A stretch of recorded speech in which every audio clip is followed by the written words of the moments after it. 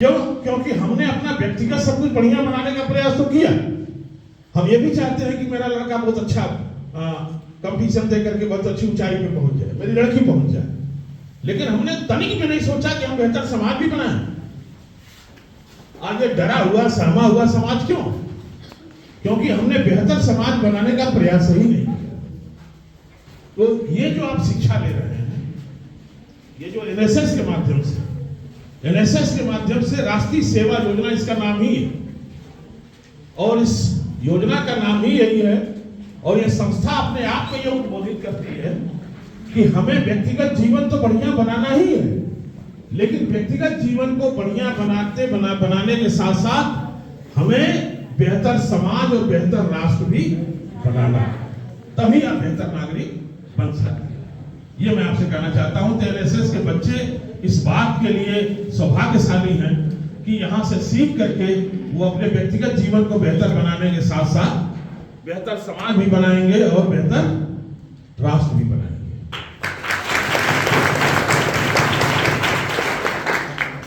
दूसरी चीज, एक प्रवृत्ति और आ रही है, आप लोग देख रहे होंगे, थोड़ा सा और बढ़ेंगे तो एक और समझदारी विकसित होगी आपकी। आजकल जो संपन्नता आ रही है, वो संपन्नता अपनों से दूर करती जा रही है, हम जड़ों से कटते जा रहे हैं। जैसे कोई गांव में लड़का अगर डॉक्टर हो गया, इंजीनियर हो गया, या थोड़ी संपन्नता, थोड़ी सी भी नौकरी हो गई, प्राइमरी के टीचर भी हो गया, तो वो क्या करता है कि गांव छोड़ करके, कौन गांव के कीचड़ में रहे, कौन गांव के पंख में रहे, तो आसपास के या उससे नजदीक किसी चट्टी चौराहे पर अपना घर बना लेता है, गांव छोड़ देता है। थोड़ी और संपन्नता आई, चलो यार चलते हैं मऊ मुख्यालय, मऊ, वहां अधिकारियों से भेंट भी होगी, कौन जाए गांव में, तो मऊ में घर बना लिया। थोड़ी और संपन्नता आई तो कौन यार चलो जोगी जी से सीधे मिल लेंगे, लखनऊ में घर बना लेते हैं।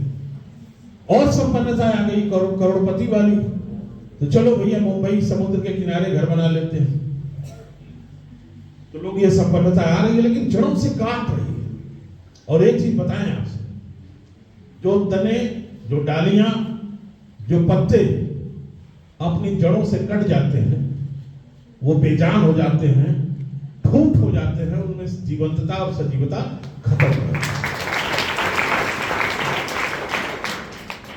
फिर जो जड़ से कट जाती है डालियां, सोचिए, जो पत्ते वो या तो जलाने के काम आते हैं, या आप जिस बैठे हैं फर्नीचर को, वो फर्नीचर बनाने के काम आते हैं, इसके अलावा और कोई काम नहीं आते।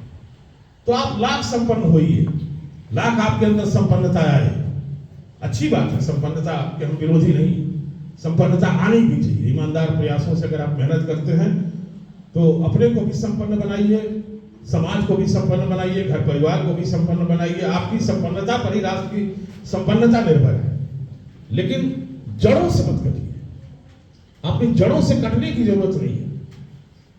एक दौर और शुरू हुआ है, आजकल लड़के देखिए, मोबाइल ने हमको अलग कर दिया, एकदम अलगाववाद के शिकार हो गए। पीटर डकल एक विचारक था, एक समाजशास्त्री है फ्रांस का, सुनिएगा इस बात को गौर से, आज के दौर की तुलना भी करिएगा। पीटर डकल कहता है कि आने वाले दिनों में मनुष्य पर टेक्नोलॉजी राज करेगी, अभियांत्रिकी या टेक्नोलॉजी राज करेगी। मनुष्य विशुद्ध रूप से टेक्नोलॉजी के बस में हो, उसके कंट्रोल में हो। कैसे? आप देखिए, अभी आप इन लोगों में से किसी बच्चे से अगर हम पहाड़ा पूछे कि बेटा 17 अट्ठे क्या होगा, तो वो अपनी मेमोरी पर जोर नहीं देता है। हम लोग तो जब पढ़ते थे तो इस पहाड़े के लिए हम लोगों को मारा पीटा जाता था, कई छड़ी खाते थे, कान में वो पेंसिल, एक पंडित जी थे, हम लोगों के कान में पेंसिल लगा करके ऐसा लगाते थे कि हम लोग दर्द से करा जाते थे। तो सारे पहाड़ी हम लोगों को याद आ जाते थे। हाँ, कुछ कोई लड़का बताया है, हाँ 117 हाँ, मैंने बताने का मतलब, दो बच्चे बता रहे हैं, तो प्रयास कर रहे हैं, आपने मेमोरी पे 136 दो लोग बोले, तो दो लोग बोले लेकिन बाकी लोग नहीं बोले। समूहिक स्वर से आवाज आनी चाहिए लेकिन नहीं आई। कारण क्या है कि हम टेक्नोलॉजी पर निर्भर हो गए। पहले गांव का जो बनिया होते थे वो जवानी जोड़ करके तुरंत बता देते थे कि इतने का तेल हो गया, इतने का धनिया हो गया, इतने का मिर्चा हो गया, इतने का आपका ये हो गया, तुरंत बता देते थे, बिना कैलकुलेटर से बता देते थे। वो बनिया भी अब कैलकुलेटर से बताते हैं। बदल गया जमाना। तो आप भी क्या करते हैं? आप भी मोबाइल उठाते हैं, 17 में 8 का